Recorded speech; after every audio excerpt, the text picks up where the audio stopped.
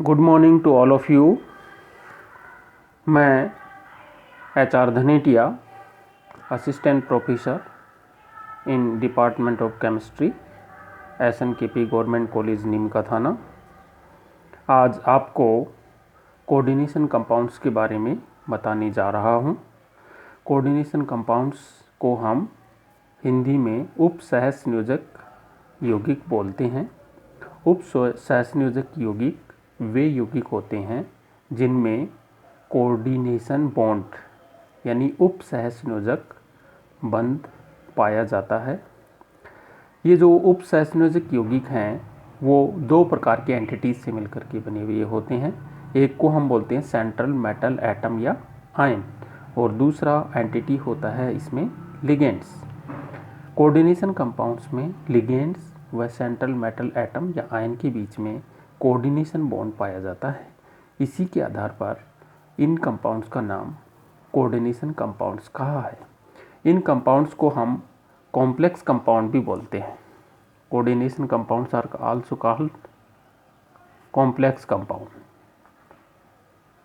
Complex compound हम इनको इसलिए बोलते हैं क्योंकि इनका जो स्ट्रक्चर है वो काफ़ी कॉम्प्लेक्स टाइप का होता है, जटिल टाइप का होता है।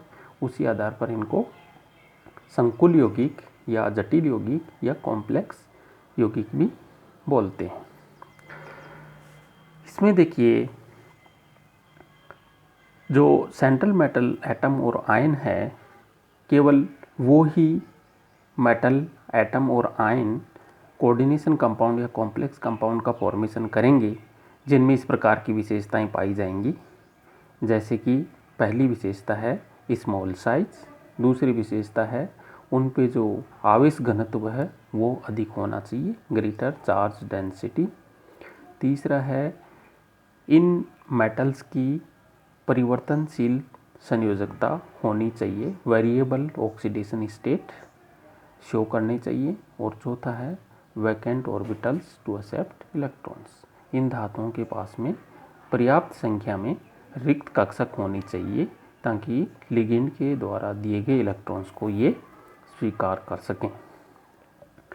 अगर हम इन मेटल्स के एग्जाम्पल लें जो कि कॉम्प्लेक्स कंपाउंड फॉर्मेशन कर सकती हैं, तो मोस्ट ऑफ जो ट्रांजिशन मेटल होती हैं वो कॉम्प्लेक्स कंपाउंड का फॉर्मेशन करती हैं। जैसे स्कैंडियम है, टाइटेनियम है, आयरन है, कोबाल्ट है, कॉपर है, मैंगनीज है, क्रोमियम है, प्लेटिनम है, प्लेडियम है।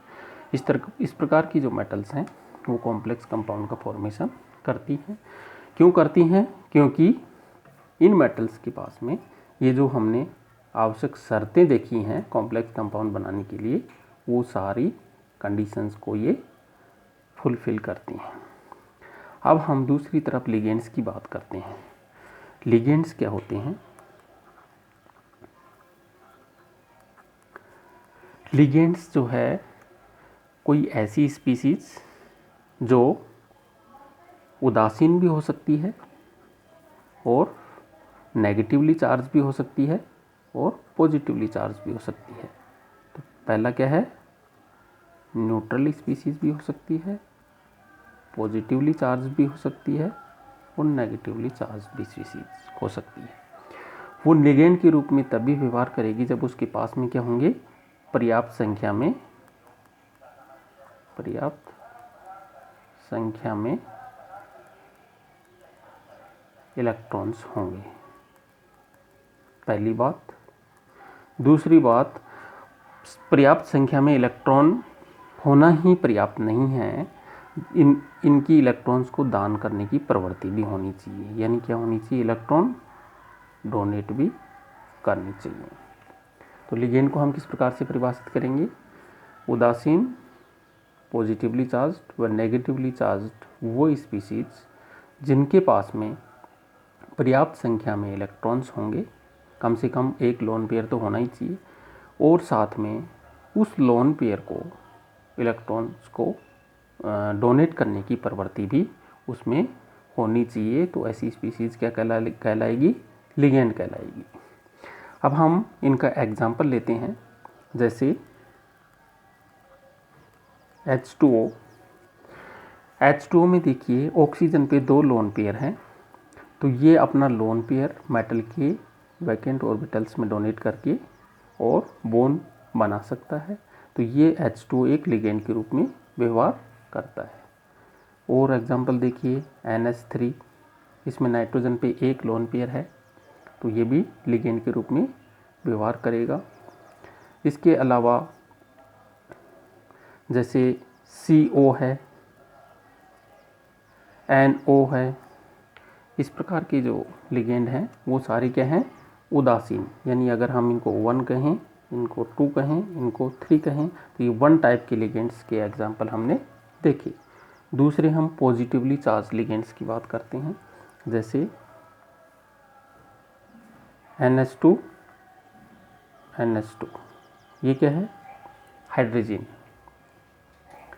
अगर इसको हम NH3 प्लस कर दें तो ये क्या बन गया, हाइड्रोजीनियम। हाइड्रोजीनियम। अब इसमें देखिए इस नाइट्रोजन पे लोन पेयर नहीं है, लेकिन इस नाइट्रोजन पे लोन पेयर है। ये लोन पेयर है, ये डोनेट किया जा सकता है, इसलिए क्या हो गया, पॉजिटिवली चार्ज्ड लिगेंड हो गया। ठीक इसी प्रकार से देखिए इसमें तीसरे टाइप के negatively charged ligands. Negatively charge ligands में देखिए जैसे है OH माइनस है, तो यहाँ पे देखिए ऑक्सीजन पे 2 लोन पेयर और 1 लोन पेयर और आ जाता है इसमें।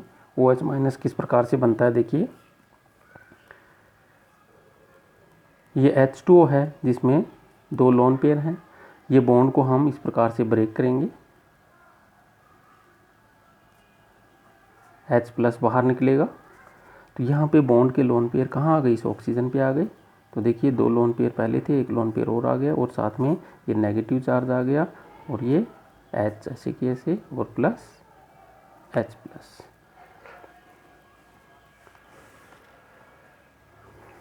तो ये लिगेंड बन गया है, इसके पास में 3 लोन पेयर है, साथ में नेगेटिव चार्ज भी है। तो तीनों प्रकार के लिगेंड के हमने एग्जाम्पल देखे, उदासीन लिगेंड, पॉजिटिवली चार्ज लिगेंड और negatively charge ligand.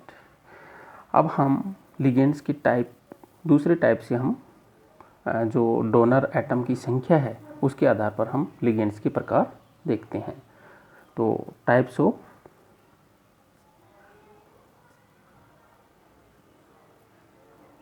Ligands on the basis of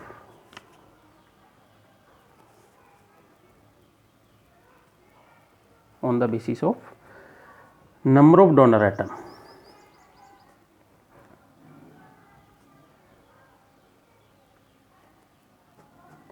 ये जो लिगेंड का प्रकार हमने पढ़ा, ये कैसा था, चार्ज के आधार पर, पॉजिटिव, नेगेटिव और न्यूट्रल। ये जो हमने लिगेंड की टाइप हम अब पढ़ने जा रहे हैं वो किस पर आधारित है, नंबर ऑफ डोनर एटम पर।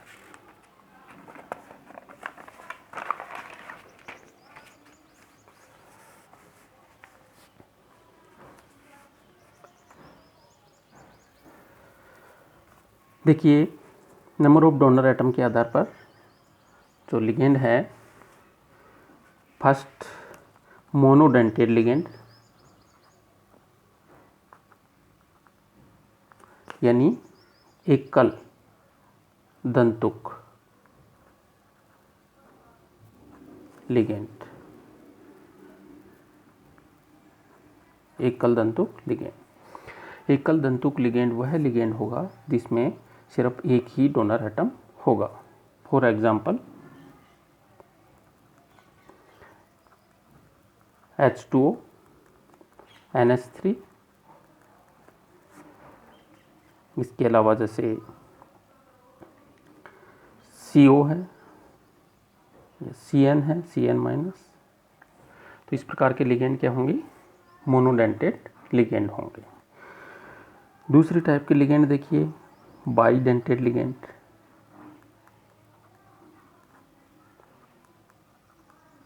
बाइडेंटेड यानी द्विदंतुक।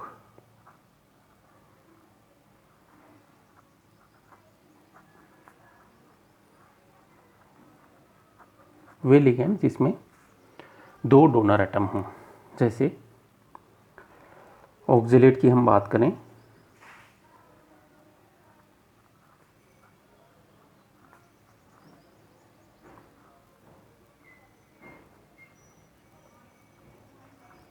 तो इसमें देखिए दो डोनर एटम है, ये दोनों जो ऑक्सीजन एटम है ये दोनों डोनर एटम का काम करेंगे इस प्रकार से केंद्रीय परमाणु को।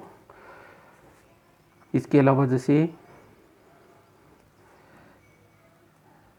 एथिलीन डाइअमीन है,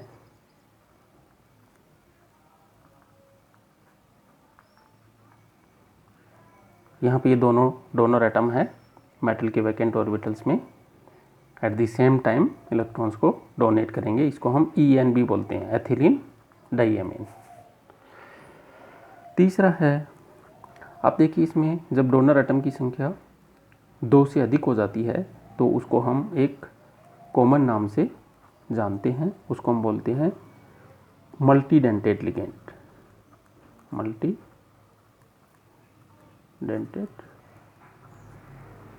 लिगेंड, या हम इसको पॉलीडेंटेड लिगेंड भी बोलते हैं। मल्टीडेंटेड लिगेंड बहुदंतुक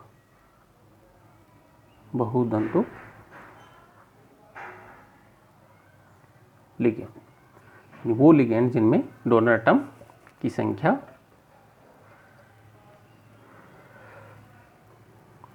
दो से अधिक हो, मल्टीडेंटेड लिगेंड कहलाएंगे। जैसे for example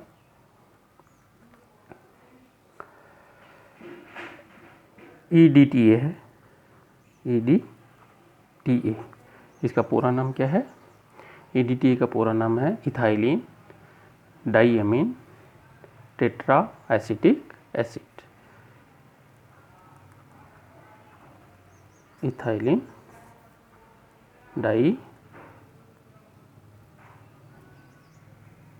डाइअमीन tetra acetic acid. इसका स्ट्रक्चर कैसे बनेगा देखिए इसमें,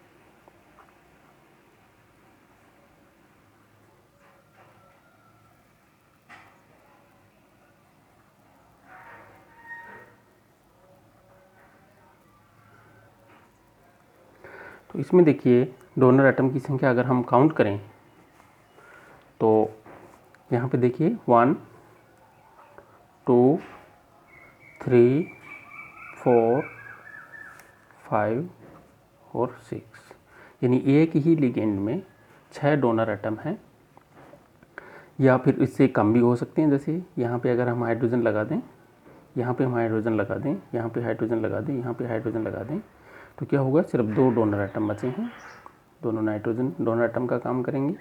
जब हम हाइड्रोजन रिमूव कर देंगे 1 बाय 1 करते जाएंगे तो 3 4 5 और 6, इस प्रकार से ये इसका जो मैक्सिमम है वो हेक्साडेंटेड हो सकता है। इस प्रकार के लिगेंड क्या कहलाते हैं, मल्टीडेंटेड लिगेंड कहलाते हैं। इसके अलावा एक होता है एम्बाइडेंटेड लिगेंड। एम्बाइडेंटेड, इसको हिंदी में बोलते हैं उभय दंतुक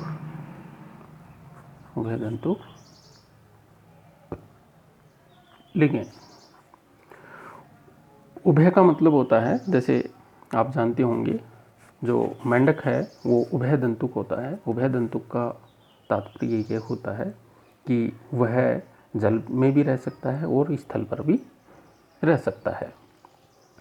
इसी प्रकार से एम्बाइडेंटेड लिगेंड की हम बात करें तो उसमें वास्तविक रूप में होते तो 2 डोनर एटम हैं, लेकिन एट ए टाइम सिर्फ एक ही डोनर एटम मेटल के वैकेंट ऑर्बिटल में इलेक्ट्रॉन्स को डोनेट करेगा। फॉर एग्जांपल HCN देखिए, HCN, इसमें 2 डोनर एटम हैं। ये देखिए HCN है और इसको मैं NCS भी लिख सकता हूँ। तो यहाँ पे देखिए सल्फ़र के साथ में बॉन्डिंग होगा मेटल के साथ में, और यहाँ पे नाइट्रोजन के साथ में मेटल का बॉन्डिंग होगा। तो यहाँ पे देखिए नाइट्रोजन और सल्फ़र 2 डोनर एटम हैं, लेकिन एट द सेम टाइम केवल एक ही डोनर एटम मेटल के साथ में बॉन्डिंग करेगा।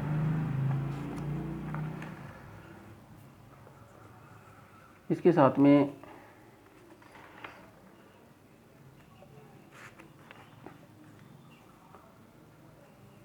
अगर हम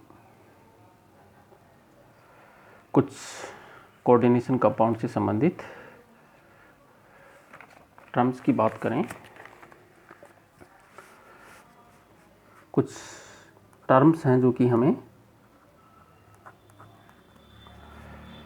कोऑर्डिनेशन कंपाउंड्स पढ़ते समय ध्यान में रखने होते हैं। देखिए सबसे पहला टर्म है लिगेंड, जिसके बारे में हम डिस्कस कर चुके हैं। दूसरा है इसमें coordination entity, coordination entity. Ligand का जब हम फॉर्मूला लिखते हैं तो फॉर्मूले का वह पार्ट जो कि बड़े ब्रैकेट में पैरेंथेसिस में रखा जाता है उसको हम कोऑर्डिनेशन एंटिटी बोलते हैं। अगर धनायनिक स्पीसीज़ है तो उसको हम इधर लिखेंगे, ऋणायनिक स्पीसीज़ है तो कोऑर्डिनेशन एंटिटी के राइट साइड में लिखेंगे। फॉर एग्जांपल, जैसे मैं एग्जांपल बता रहा हूँ, जैसे K3FeCN का होल 6, तो ये लिगेंड है। तो इसमें देखिए ये कोऑर्डिनेशन एंटिटी होगी FeCN का होल 6, और ये इस पे जो चार्ज है वो कितना आएगा, 3- चार्ज आएगा। तो ये पूरी कोऑर्डिनेशन एंटिटी कहलाती है। यहाँ पे चूँकि चार्ज है 3- है, उसको बैलेंस करने के लिए हमने क्या जोड़ दिए हैं, 3 पोटेशियम के आयंस जोड़ दिए। तो ये कॉम्प्लेक्स कंपाउंड हमारा बन गया है। फिर इसके अलावा इसमें जो है एक होता है oxidation state of metal ion, oxidation state of metal ion, वो क्या होता है। देखिए ये जो धातु परमाणु है, केंद्रीय धातु परमाणु, जिसके पास में लिगेंड जुड़े हुए हैं, तो इस पे कुछ चार्ज होता है, उस चार्ज को हम इस धातु की ऑक्सीडेशन नंबर कहते हैं। जैसे इसमें अगर हम ऑक्सीडेशन नंबर की बात करें तो कितनी है इसकी, +3 ऑक्सीडेशन नंबर है, ये ऑक्सीडेशन नंबर कहलाती है। फिर इसके बाद में कोऑर्डिनेशन नंबर होता है एक,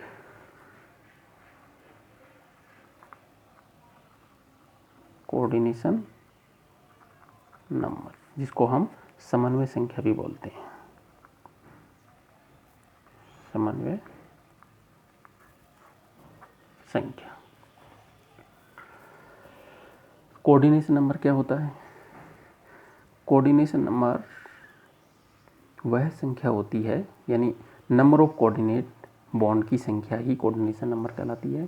केंद्रीय धातु परमाणु व उसके साथ में जुड़ी हुई लिगेंड्स के बीच में उपस्थित कोऑर्डिनेट बंधों की संख्या ही कोऑर्डिनेशन नंबर कहलाती है। कई बुक्स में क्या इस प्रकार से दिया होता है कि केंद्रीय धातु परमाणु जितनी संख्या में लिगेंड के साथ में जुड़ा हुआ होता है वह संख्या उसकी कोऑर्डिनेशन नंबर कहलाती है, जो कि इस प्रकार से हम इसको एग्जैक्टली नहीं बता सकते हैं, क्योंकि कई बार केंद्रीय धातु परमाणु के साथ में बाइडेंटेट लिगेंड भी जुड़ा हुआ होता है। उसमें लिगेंड तो एक होता है लेकिन बॉन्डों की संख्या कितनी होती है, 2 होती है। तो उस प्रकार से हम समन्वय संख्या नहीं निकाल पाते हैं। तो इसको हम एग्जैक्ट तरीके से किस प्रकार से डिफाइन करेंगे कि केंद्रीय धातु परमाणु व लिगेंडों के बीच में उपस्थित कोऑर्डिनेट बॉन्ड की संख्या ही क्या कहलाती है, उस धातु आयन या परमाणु की समन्वय संख्या कहलाती है। अब देखिए समन्वय संख्या की मदद से हम उस कॉम्प्लेक्स कंपाउंड की स्ट्रक्चर या ज्योमेट्री बता सकते हैं, स्ट्रक्चर या ज्योमेट्री बता सकते हैं कंपाउंड किस प्रकार की ज्योमेट्री या स्ट्रक्चर का होगा। क्योंकि किसी भी केंद्रीय धातु परमाणु के चारों ओर जब हम लिगेंड को व्यवस्थित करेंगे तो उस व्यवस्था में सिर्फ और सिर्फ एक ही व्यवस्था ऐसी होगी जिसकी एनर्जी सबसे कम होगी और स्थायित्व सबसे अधिक होगा। उसी को हम क्या मानते हैं, उसका स्टेबल स्ट्रक्चर और ज्योमेट्री मानते हैं। तो ये देखिए, लिगेंड हमने देखा, कोऑर्डिनेशन एंटिटी देखा, ऑक्सीडेशन स्टेट देखा, कोऑर्डिनेशन नंबर देखा। तो ये जो टर्म्स हैं वो हमें आने चाहिए। अब देखिए, इसमें जो सबसे जो इम्पोर्टेंट बात है कोऑर्डिनेशन कंपाउंड को, जो अन्य कंपाउंड से विचित्र टाइप के कंपाउंड बनाता है, वो ये है। इसमें देखिए, मेटल और लिगेंड के बीच में बॉन्डिंग हो रहा है और किस टाइप का होता है, कोऑर्डिनेट बॉन्ड होता है। अब इसमें देखिए, मेटल है, उसकी नेचुरल टेंडेंसी क्या होती है, मेटल की नेचुरल टेंडेंसी क्या है,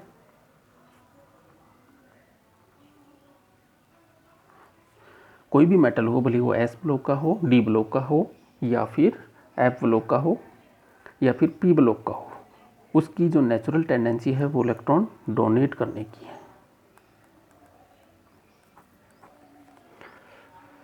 राइट, मेटल की नेचुरल टेंडेंसी इलेक्ट्रॉन डोनेटिंग हो गई।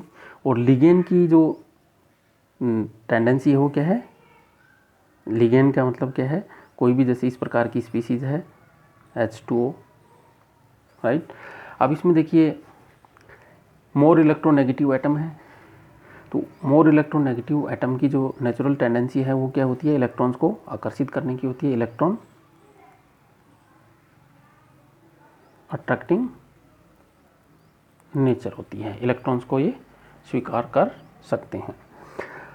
अब इसमें जब कॉम्प्लेक्स कंपाउंड बनता है तो देखिए, धातु आयन या परमाणु की मूल प्रवृत्ति के खिलाफ लिगेंड इलेक्ट्रॉन देता है और मेटल इलेक्ट्रॉन एक्सेप्ट करता है। मेटल की मूल प्रवृत्ति थी इलेक्ट्रॉन्स को दान करने की, लेकिन कोऑर्डिनेशन कंपाउंड में क्या कर रहा है, लिगेंड के द्वारा दिए गए इलेक्ट्रॉन्स को ये स्वीकार कर रहा है और बहुत बड़ी संख्या में स्वीकार कर रहा है। तो ऐसी स्थिति में क्या होगा, मेटल पे नेगेटिव चार्ज एक्यूमुलेट हो जाएगा, और जब मेटल पे नेगेटिव चार्ज एक्यूमुलेट होगा तो वो इसको क्या करेगा, डीस्टेबलाइज करेगा, डीस्टेबलाइज। तो फिर सवाल पैदा होता है कि फिर इस प्रकार के कंपाउंड बन कैसे पाते हैं और स्टेबल कैसे बन पाते हैं। ठीक है, तो इसी चीज़ को समझने के लिए हम संकुलों से संबंधित जो आबंधन सिद्धांत है, bonding theory of metal complexes है, उसके बारे में हम डिस्कस करते हैं। तो क्या लिखेंगे, हेडिंग संकुलों से संबंधित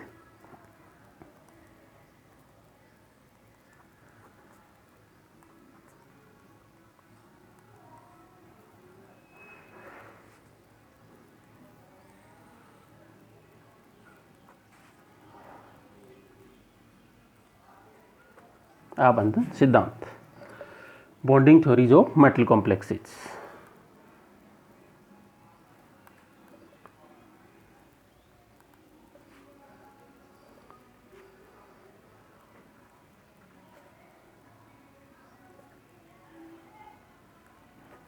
राइट, ये बॉन्डिंग थ्योरी इस बात को एक्सप्लेन करेंगी कि मेटल और लिगेंड के बीच में किस प्रकार का बॉन्डिंग है, यानी ये वाला जो पार्ट है इस चीज़ को समझाने का प्रयास करेंगी। तो उसमें सबसे पहले हम डिस्कस करते हैं वर्नर का सिद्धांत।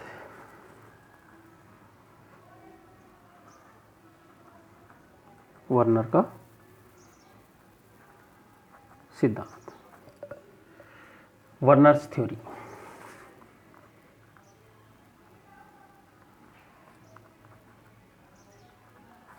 राइट,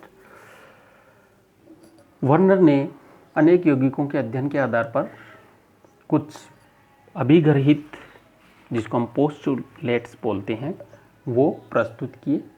तो देखिए, वर्नर के जो अभिग्रहित क्या हैं, अभिग्रहित पोस्टुलेट्स।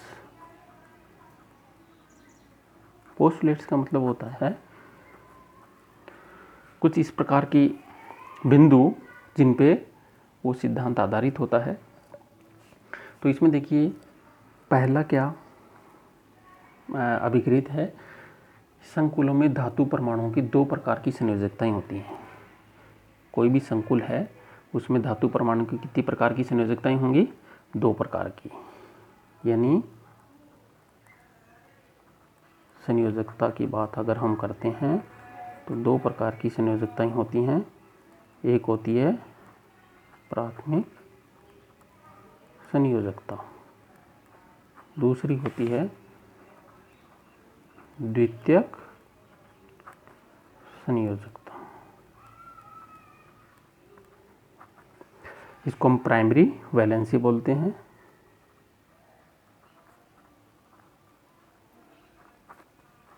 और इसको हम ऑक्सिलरी या फिर हम इसको सेकेंडरी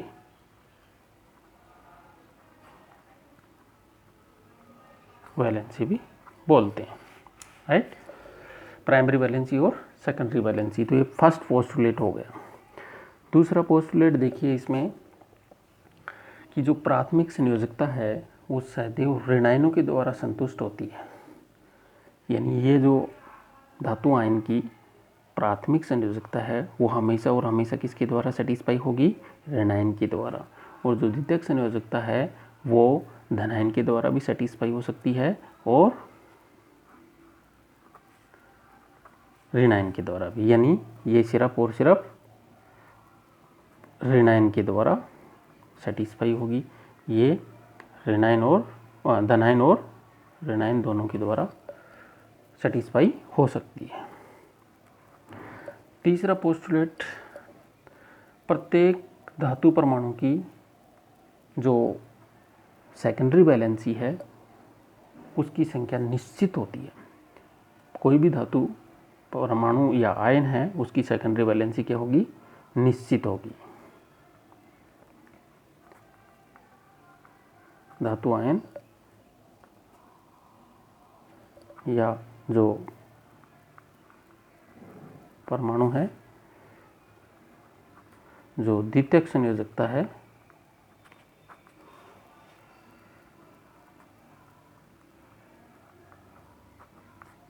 निश्चित होती है।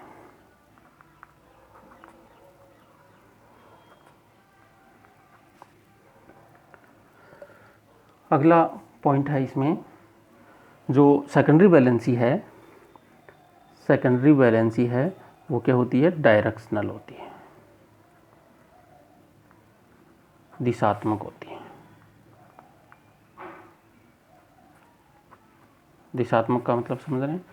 2 टाइप के कंपाउंड होती हैं, डायरेक्शनल और नॉन डायरेक्शनल। डायरेक्शनल वो कंपाउंड्स होंगे जिसमें केंद्रीय परमाणु के साथ में जो अटैच्ड परमाणु हैं उनको जुड़ने की एक पर्टिकुलर डायरेक्शन होगी, दिशा होगी और उसकी वजह से उस कंपाउंड को एक निश्चित ज्यामिति मिल पाती है, तो इसको हम बोलते हैं डायरेक्शनल। तो सेकेंडरी वैलेंसी क्या होती है? डायरेक्शनल होती है। इसका मतलब क्या हुआ कि जो हमने कोऑर्डिनेशन एंटिटी की बात की थी जिसमें केंद्रीय परमाणु और उसके साथ में जुड़े हुए लिगेंड थे, तो इस केंद्रीय परमाणु के साथ में ये जो लिगेंड जुड़े हुए हैं उनकी इस परमाणु के चारों ओर एक निश्चित व्यवस्था होगी और एक निश्चित ज्यामिति होगी। अगर हम इसकी बात करें तो इसकी ज्यामिति होती है अष्टफलकीय।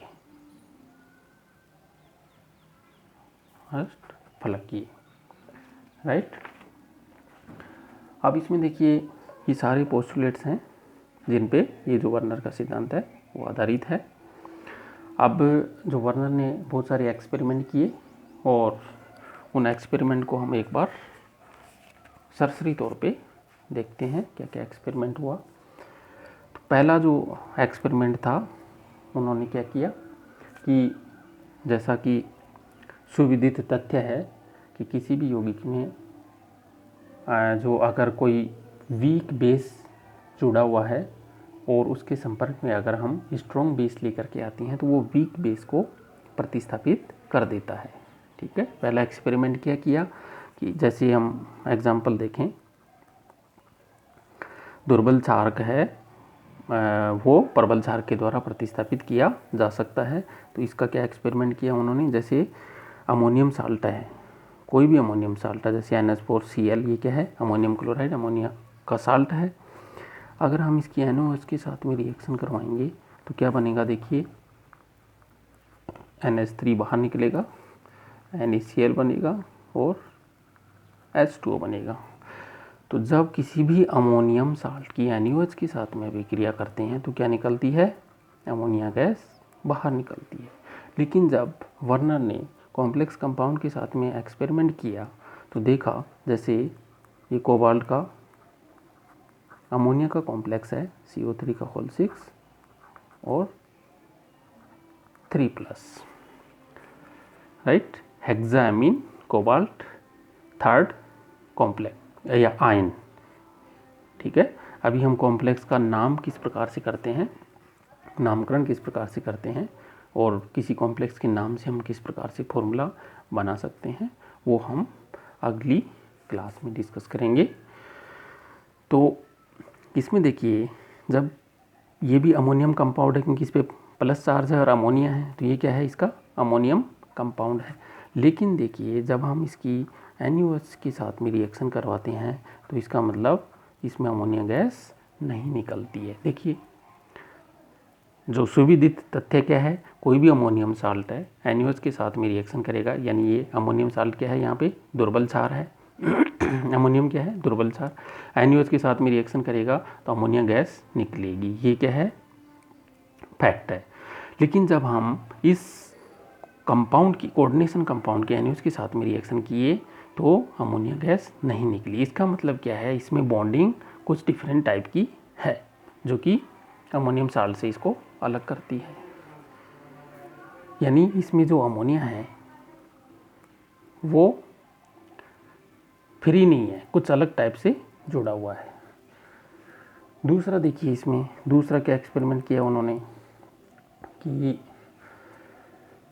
आयनिक रूप में जो हैलोजनों की गुणात्मक और मात्रात्मक उपस्थिति को अगर हमें डिटरमाइन करना है तो उसको हम NaOH के साथ में रिएक्शन करवाते हैं और जो सिल्वर हैलाइड्स का जो अक्षय प्राप्त होगा उसके आधार पर हम ये पता लगा सकते हैं कि किसी भी कंपाउंड में जो हैलोजन है कितनी संख्या में आयनिक रूप में उपस्थित हैं।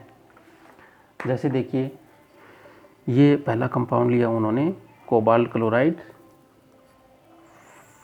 5NH3, यानी 1 मोल इसका कंपाउंड लिया और इसकी रिएक्शन करवाई हमने AgNO3 के 2 मोल के साथ में। कितने मोल के साथ में, 2 मोल के साथ में। क्या बना, 2 मोल AgCl का अवक्षेपित हो गया।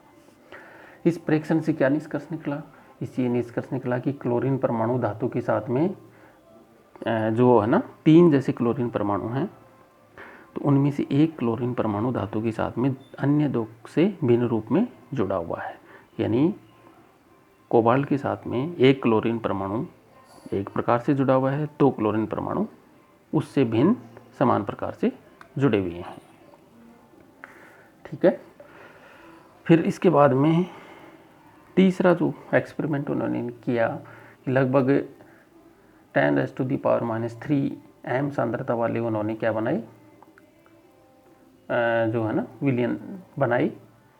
तो आयनों, ये जो अपना कंपाउंड है लगभग 10⁻⁵ m जो सांद्रता वाली है, लवण की मोल चालकता को उन्होंने मापा। तो मोलर जो कंडक्टेंस होती है, मोलर कंडक्टेंस, तो इसमें देखिए मोलर कंडक्टेंस, जैसे कि हम जानते हैं कंडक्टेंस क्या होती है, आयनों की वजह से होती है। किसी भी विलयन में जितनी ज़्यादा संख्या में आयन होंगे उसकी कंडक्टेंस उतनी ज़्यादा होगी। ठीक है, तो इसमें देखिए अगर आयनों की संख्या 5 है, ठीक है, 4 है, 3 है, 2 है, तो इसकी चालकता क्या होगी, सबसे ज़्यादा होगी।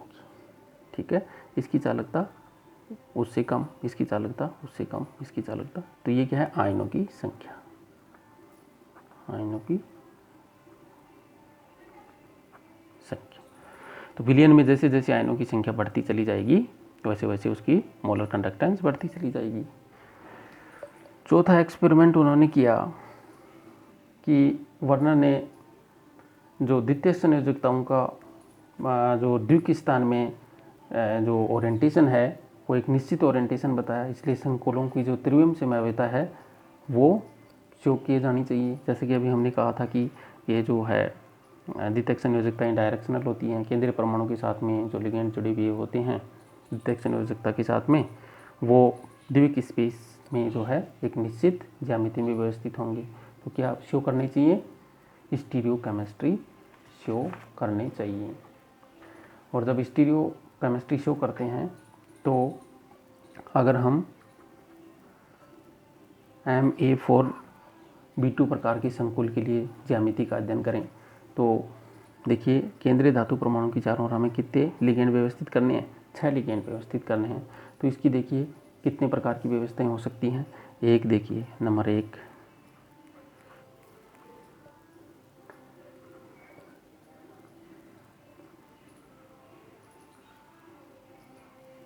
राइट, और यहाँ पे ए और ए, राइट, पहली व्यवस्था हो गई। अब इसमें ये देखिए दोनों जो बी लिगेंड हैं वो दोनों प्रॉक्सिमिटी में है। दूसरा क्या बना सकते हैं हम इसको, एक बी यहाँ पे है तो दूसरा बी यहाँ पे एक अल्टरनेट छोड़ करके बनाएंगे, राइट। और तीसरी स्ट्रक्चर ये ए स्ट्रक्चर हो गई, ये बी स्ट्रक्चर हो गई, और तीसरी स्ट्रक्चर क्या हो गई, यहाँ पे भी है और यहाँ पे भी होगा ए। देखिए Ma4B2 की 3 व्यवस्थाएं संभव है, ए बी और सी। ए में दोनों बी जो एटम है जो लिगेंड है वो बिल्कुल एक दूसरे के समीप पास वाली स्थितियों पे है, यहाँ पे एक छोड़ करके यहाँ पे है और ये अपोजिट फेसेस पे हैं, राइट। ये तो पहला हो गया। दूसरी देखिए इसमें हम प्रिज्मीय शेप भी बना सकते हैं, उसमें भी 3 बनेगी। जो प्रिज्मेटिक जो शेप है उसमें भी 3 स्ट्रक्चर बनेंगी, राइट। और तीसरा जैसे अगर हम इस प्रकार से बनाएं, ऑक्टाहेड्रल शेप बनाएं, केंद्रीय धातु परमाणु और प्लेन में 4 लिगेंड, एक प्लेन के ऊपर एक प्लेन के नीचे, इसी प्रकार से हम एक दूसरा इसका समावेशी स्ट्रक्चर और बना लेते हैं।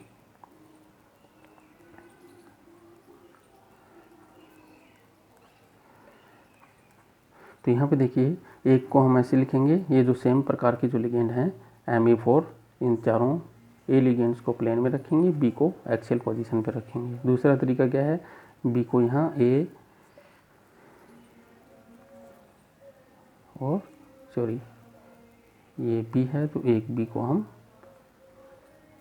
यहाँ रखेंगे, ये बी है और ये बी है, ए और ए। तो इसमें देखिए दोनों जो समान टाइप के लिगेंड है वो अपोजिट हैं, यहाँ पे दोनों समान टाइप के लिगेंड अपोजिट नहीं है, तो ये 2 स्ट्रक्चर बन गई। तीसरी स्ट्रक्चर इसमें संभव नहीं है, राइट। इसको हम बोलते हैं अष्टफलकीय, क्या बोलते हैं, अष्टफलकीय संरचना। तो देखिए जब Ma4B2 टाइप के संकुलों का उन्होंने ज्यामिति का अध्ययन किया तो बहुत सारी जो ज्यामिति स्ट्रक्चर उनको प्राप्त हुई, ठीक है। लेकिन जब मैं ये जो है ज्यामिति समयावधि का जो अध्ययन किया और जो प्रायोगिक जो तथ्य थे उनसे उन्होंने मिलान किया तो पाया कि जो है Ma4 जो B2 टाइप की कॉम्प्लेक्स है उनकी जो अष्टफलकीय संरचना है वो ही संभव है, क्योंकि इसमें जो प्रतिकर्षण है वो न्यूनतम लगेगा और जो स्टेबल स्ट्रक्चर है वो बन पाएगी। तो ये थी वर्नर सिद्धांत की कुछ अभिगृहित और उनके जो एक्सपेरिमेंट्स की ब्रीफ समरी। अब वर्नर सिद्धांत की हम सीमाओं की बात कर लेते हैं। सीमाएं, वर्नर सिद्धांत की कुछ सीमाएं भी रही हैं। क्या वो कोऑर्डिनेशन कंपाउंड्स के जो बॉन्डिंग है, कोऑर्डिनेशन कंपाउंड में जो आबंधन है उनकी पूर्णतः व्याख्या कर पाया है? तो देखिए इसमें इसकी कुछ कमियां रह गई है। इसमें देखिए कि कुछ धातुएं जो है दूसरी धातुओं की अपेक्षा संकुल बनाने की प्रवृत्ति ज़्यादा रखती हैं। भी सभी जो धातुएं हैं वो समान रूप से संकुल बनाने की प्रवृत्ति नहीं रखती हैं, राइट। दूसरा क्या है, इसमें कुछ जो तत्व हैं विभिन्न समन्वय संख्याओं और विभिन्न जो ऑक्सीडेशन स्टेट है दोनों में ही संकुल बना सकते हैं। इस बात को भी वर्नर नहीं समझा पाया। कुछ धातु आयन संकुल अत्यंत क्रियाशील होते हैं जो विशेष प्रतिस्थापन अभिक्रियाओं में संलग्नियों का विनिमय करते हैं, जबकि दूसरे नहीं करते हैं। कुछ आयन संकुल बनाने में एक विशेष ज्यामितीय आकार को प्राथमिकता देते हैं, जैसे अष्टफलकीय है, चतुष्फलकीय है, स्क्वायर प्लेनर है। ऐसा क्यों है? फिर अगला उसका जो लिमिटेशन है वो है अधिकांश संक्रमण तत्वों के संकुलों में जो कलर है वो किस प्रकार से आता है, यानी कलर की व्याख्या भी वर्नर सिद्धांत की सहायता से नहीं की जा सकती है। यानी वर्नर सिद्धांत की सहायता से हम कोऑर्डिनेशन कंपाउंड्स की जो बॉन्डिंग है उसके बारे में बहुत कम जानकारी प्राप्त कर पाए हैं, राइट। तो इस प्रकार से इसकी सीमाएं हैं। अगली क्लास में हम डिस्कस करेंगे कोऑर्डिनेशन कंपाउंड का नामकरण किस प्रकार से किया जाता है और जो उसका नाम दिया हुआ है उसे हम किस प्रकार से उसका स्ट्रक्चर बना सकते हैं। आज हम इतना ही पढ़ेंगे। Thank you.